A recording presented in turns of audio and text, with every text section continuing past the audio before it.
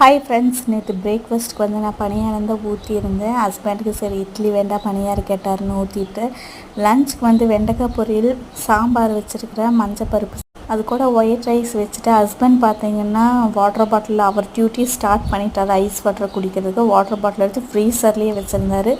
அப்புறம் டெல்லி அப்பளம் தேரணிக்கு வாங்கிட்டு வந்திருந்தேன். சரி நேற்று பொரிச்சு கொடுத்து அதையும் பேக் பண்ணி கொடுத்துட்டேன். அவினாசி வரைக்கும் ஒரு ஒர்க் விஷயமா போயிருந்தனால வர வழியில் வந்து பேக்கரியில் டீ 2 குடிச்சிட்டு மெதுவடை சாப்பிட்டு வந்துட்டோம். ஒரு வழியாக வீட்டுக்கு ரீச் ஆனதுக்கப்புறமா ஒரு கோயில் ஃபங்க்ஷன் இருக்குது, அங்கே போகணும்.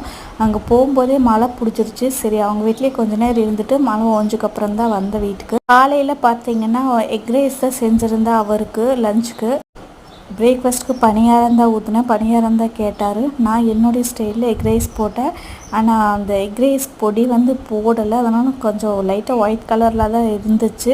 இருந்தாலும் டேஸ்ட் நல்லா இருந்துச்சு. ஓகே தாட்டா.